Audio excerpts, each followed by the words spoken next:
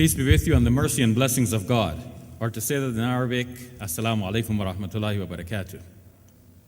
I begin by praising our Creator and Fashioner, and I ask Him to send peace and blessings upon all of His prophets and messengers and upon all of us. The mandate before us tonight is to think about the question of the crucifixion and resurrection of Jesus. Did the crucifixion and resurrection occur in fact, or is there something wrong with the reports that purport these to be facts? Well, it seems that from the Quranic perspective, Muslims would think that Jesus was neither killed nor crucified, and therefore that He did not raise from the dead.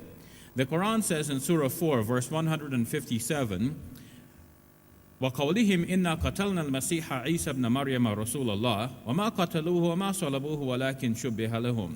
As for the saying they killed Jesus the Messiah, the son of Mary, the messenger of God, they neither killed Him nor crucified Him, but so it was made to appear to them.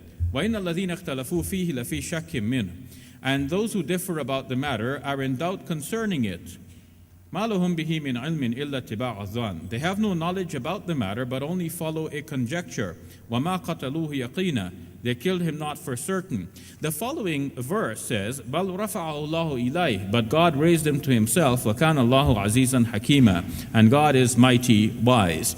From these passages of the Quran, these two verses, Surah 4, verse 157 and 158, Muslims would hold that we agree with our Christian friends that God raised Jesus to heaven. Acts of the Apostles and Luke's Gospel testify that Jesus was raised up. Muslims can assent to this without necessarily thinking that the ascension took place at that time that is mentioned either in Luke's Gospel or in the Acts of the Apostles. But nevertheless, that at some time and in some manner, God raised Jesus to Himself and therefore exalted Jesus above the charges of His enemies. What precisely were the charges of His enemies is not spelled out in the Quranic text, but we know from other sources that there were expectations that some individuals would appear on earth. One expectation that is quite popularly known from the New Testament is that Elijah would return. But there was also an expectation of some individuals who will be referred to as Messiah. The Dead Sea Scrolls give evidence that there were three persons who might qualify as Messiah. The term Messiah actually means an anointed person. It means a person who has been set aside for a special task for the service of God. Three persons, according to the Dead Sea Scrolls, would qualify as Messiah. One would be a priestly Messiah, one would be a prophet Messiah, and one would be a king Messiah. The king Messiah was of special interest. David ruled over Israel during the period of the golden age of Israel in the ages prior to Christ. But soon after that, the kingdom was divided between north and south, and various invaders came in and took over power. The latest power was that of the Romans, ruling in the time of Jesus. The Jews agitated for someone to return, or for someone to come and rule in the place of David. There was an expectation that there would be a Messiah, one who is a descendant of David, who will sit on the throne of David and rule Israel again. The New Testament Gospels depict that Jesus was this Messiah. Now, a difficulty arises in that if He was this particular Messiah, then He could not be killed. Perhaps the Jews had in mind, the Jewish opponents of Jesus, we should say, because His own followers were Jewish. So we're not speaking about all Jews, but those who opposed Him. They might have had the impression that if they could do away with Jesus, if they could kill Him, then that would prove that He is the false claimant to being the Messiah. That would prove definitively once and for all that He could not be the Davidic Messiah. Hence, their boast, we killed the Messiah, Jesus, son of Mary, the messenger of God. They mockingly now refer to Him as Messiah because by killing Him, they disprove any claim that he is the Messiah, at least of that Davidic descent. The Quran then comes to the defense of Jesus and says, they killed him not nor crucified him, but so it was made to appear to them. The details of what had transpired at the moments that the Gospels describe are not described in the Quran. So now we must go to the Gospels to find out what precisely is described about the crucifixion event. The Gospels insist that Jesus died on a cross, and that a couple of days later he began to appear again alive to his disciples. So 2 points the Gospels tell us. First, that Jesus died, and second, that he was raised back to life. Christians, taking the Gospels to be the Word of God, would have no doubt that Jesus died and was resurrected again. However, when we come into a dialogue of this nature, we want to look at independent attestation. We want to say, okay, that's what the Gospels say, but if one did not already take it to be the Word of God, is there any reason why one would believe that Jesus actually died on the cross and that Jesus resurrected from the dead? Now, the idea that Jesus died on the cross is not a difficult one for people to believe, and so we hardly require great evidence or extraordinary evidence to prove such a simple assertion. To assert that a man had been publicly executed is not an unusual sort of claim. And if somebody tells us that somebody was executed, we have no difficulty believing that. It is for this reason that historians coming shortly after Jesus, in the middle of the 1st century and into the 2nd century, have no difficulty saying and agreeing with Christians that Jesus died on the cross. They think that crucifixion was a shameful death, and Christians would not have invented the idea that Jesus was crucified. Christians, in fact, had the great difficulty of trying to explain how could Jesus be the Son of God if he was crucified on a Roman cross. To the early Christians, this was an embarrassment. And the fact that the Gospels attest to and agree to the fact that Jesus was crucified, and they try to explain how it could be so that a good man could be crucified like that, that means for historians of the period that the crucifixion must be taken as a fact, that Jesus was executed under Roman authorities and that he died thereby. The other part is a little bit more difficult to believe. It is an extraordinary claim. The claim that a man, once dead, has now come back to life. It is for this particular claim that people would require some sort of evidence. Indeed, once this claim is made, not only would folks be requiring evidence that Jesus really did come back to life, but one would now be asking, how can you be sure that he died in the first place? Because usually, if a man is known to be alive after he was rumored to have died, we might think that the rumors of his death have been greatly exaggerated. So now it looks like we have two tasks before us. At least John will have to establish clear evidence, independent evidence, to show that in the first place, Jesus really died, especially in light of the fact that there is a claim that he appeared alive again after he was once thought to be dead. Because every homicide detective knows that a person must have died sometime after the last time he was seen alive. So if Jesus was seen alive, as described in the Gospels and in the Acts of the Apostles, for 40 days after the crucifixion event, a homicide detective would tend to think that perhaps Jesus died sometime after he was last seen, and therefore that he did not actually die at the moment when the Gospels depict him as having died, meaning that he could not have therefore died on the cross. So one would have to have some independent attestation, some firm evidence to prove that Jesus really died on the cross in the first place. Second, one would have to have clear evidence that Jesus did really come back to life. So let's think about the last part first. Did Jesus really come back to life? Now, the story in the Gospels have it that Jesus was crucified on the cross, that he died, and then he was taken down. His corpse was put not in a shallow grave, but in a tomb in which, if a person were alive, we should add now, he would have some breathing space. The tomb was closed with a rock. Now, that was Friday evening. But on Sunday morning, when some of his female disciples came to examine the tomb, they found that the tomb had been opened. and Jesus was not there. This means for us that no one actually witnessed the moment of the resurrection. Matthew's gospel is unique in telling us that there were guards placed on the tomb, that some angels came down and rolled away the stone, and at that moment, the guards, seeing the angels, became unconscious and fell as though they were dead. So the guards themselves did not actually witness the resurrection event.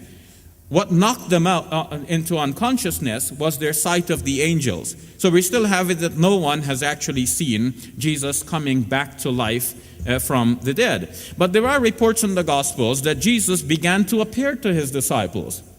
However, these reports are themselves very problematic. Look what happens. Matthew's gospel tells us that after this event, when the guards had been knocked to unconsciousness, eventually they came back to their consciousness and went into town and told the Jewish priests about what had happened, and they were bribed to keep quiet about it. So the only persons who actually came the closest as possible to witnessing anything like the resurrection event are somehow made to keep quiet by a simple bribe. And this is extraordinary that they would have agreed to that. Nevertheless, it is reported that the women, having now come to examine the tomb and found it empty, nevertheless see angels who inform them as to what had happened and inform them that they are to go tell the disciples of Jesus to go to Galilee where they will see Jesus. Now, on the way, as the women were going to tell the disciples, they themselves meet Jesus and they touch him. That's Matthew's gospel, Matthew chapter 28. But now you can read John chapter 20. John chapter 20 says that Mary Magdalene, who is one of the women we know from the other narrative from Matthew's gospel, she had come to the tomb, and she speaks in the plural, so apparently she's there with a group of women disciples, just as Matthew's gospel had already told us. And she, now, finding the tomb empty, returns to the disciples and says to them, "They have taken the Lord away, and we do not know where they have laid him." Now, why would she say something like this if she had just met Jesus on the way and touched him?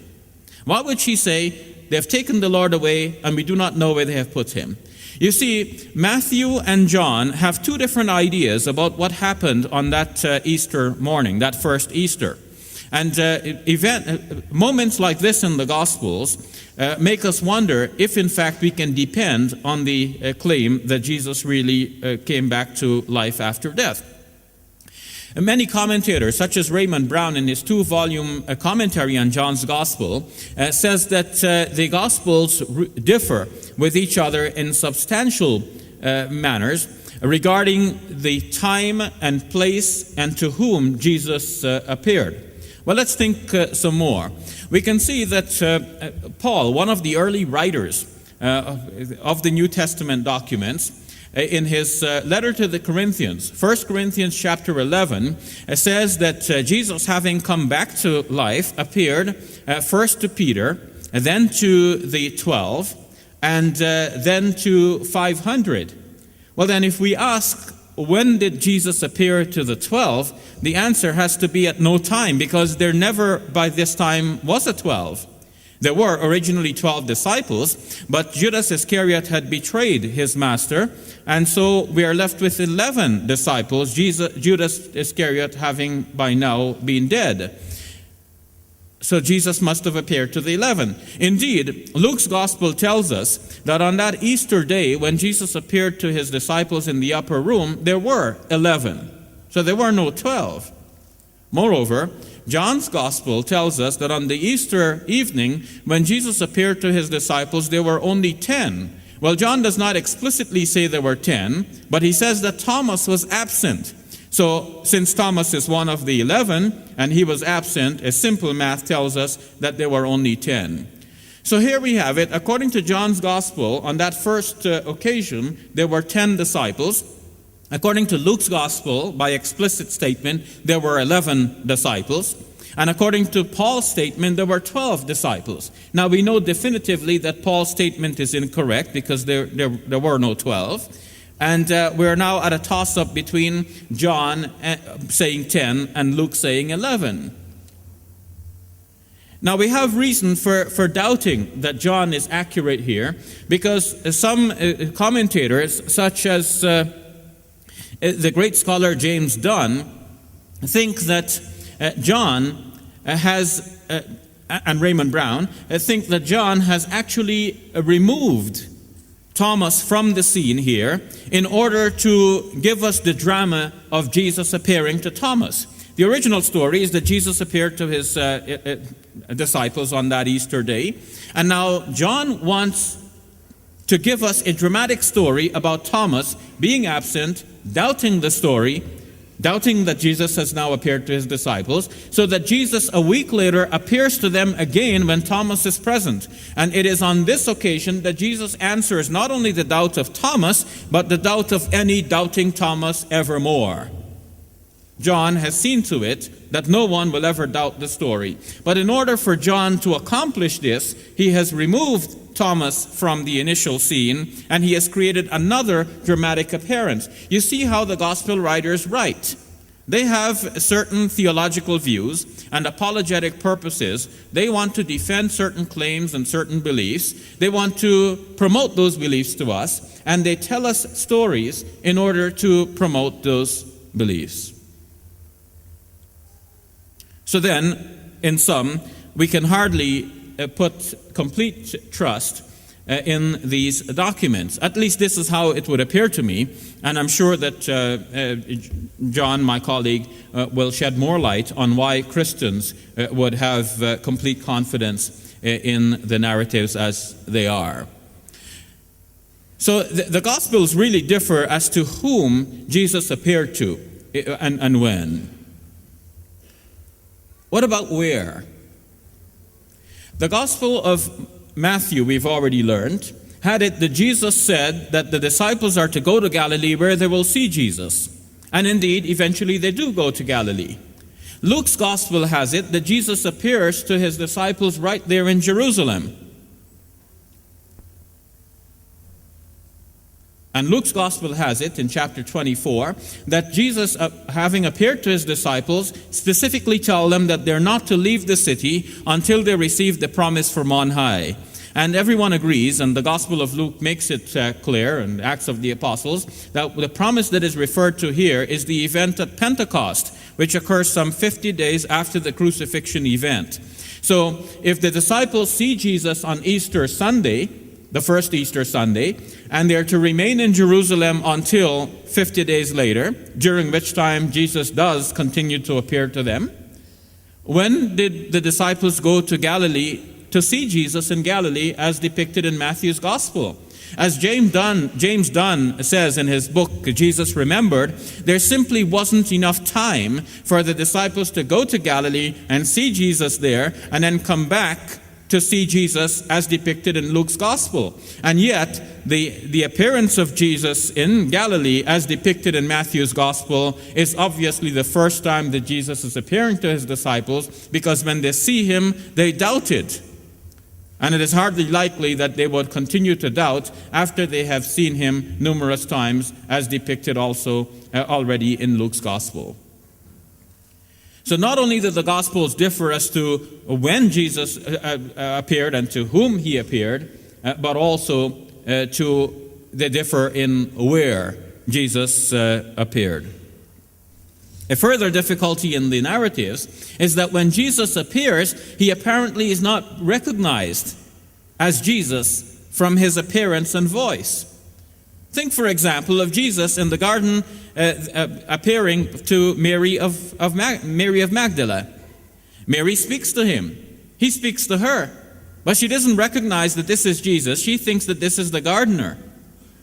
Why? After hearing his voice, she does not recognize him. It is only when he said to her, Mary, that she came to realize that this is her teacher, and she said, Rabboni, which means my teacher. When Jesus appeared in Matthew's Gospel, we've already seen in Matthew 28, verse 17, that they doubted. Some translators render it that some doubted. But even if only some of the disciples doubted, we should wonder, what's there to doubt? They see him, they worship him, but some doubted? Why would they doubt? If any one of us should see a departed relative, now alive to us again, we would be so overjoyed, I suppose, that there would hardly be any reason for doubt. Obviously, either the person appears like the person you know, or he doesn't appear like the person you know. If he doesn't appear like the person you know, how do you know this is the same person whom you think your dead relative to be? And if he does appear like your dead relative, the same person you know, what's there to doubt? So the reports are indeed rather strange. When Jesus appears to his disciples on the shore of the lake of Tiberias, in John's Gospel, chapter 21, again, there is apparently some doubt, because John's Gospel has it that they sat there and have breakfast with him. He apparently cooked the breakfast for them. And no one dared to ask him who he was, because they were sure that this was Jesus. Now, why should it be put like that? Why should it ever occur to anyone to say, well, nobody dared to ask him who he was because they were sure it was Jesus? Obviously, they had some lingering doubt, and they're talking about it later on, and they realize that they did not really ask him, and they should have at the time. On the road to Emmaus in Luke's Gospel, two disciples are walking along, and Jesus joins them on the road. And he has a long conversation with them until they reach their destination by evening. And when he broke bread, that is when they realized that this was Jesus, but he vanished from their sight. And they began to say to each other, weren't our hearts burning when he spoke to us on the country road? Now, if two persons are walking on the country road, and a third person comes along and joins in their conversation, naturally they're going to look up to see who is this stranger who has joined in our conversation. So they obviously saw Jesus. In any case, he spoke to them at length. They heard his voice. And they didn't recognize that this was Jesus. Only when he broke bread. What happened when he broke bread? Did he break bread in a particular way that reminds them of their master and the manner in which he used to break bread? Did he have some marks of crucifixion on his hands so that when he broke bread, they could see that this was Jesus? But the problem remains, why did they not recognize him from his face? So unless we have clear evidence from someone saying that they really did see Jesus and they can attest to this fact, it looks like we do not have any clear evidence that Jesus really resurrected from the dead. But let's look at the other question. There are two questions: the crucifixion and the resurrection of Jesus. The first question about the crucifixion. Crucifixion can have two meanings. One, a person was hung on the cross. So when Mark says that Jesus was crucified at 9 o'clock in the morning, he is obviously using crucifixion in that first sense. A person is merely hung on the cross. When a Christian says that Jesus was crucified for our salvation, the Christian does not mean that Jesus was merely hung on a cross. The Christian means that Jesus was hung on a cross such that he died on the cross, and hence secured our salvation. So we have two meanings of crucifixion. One,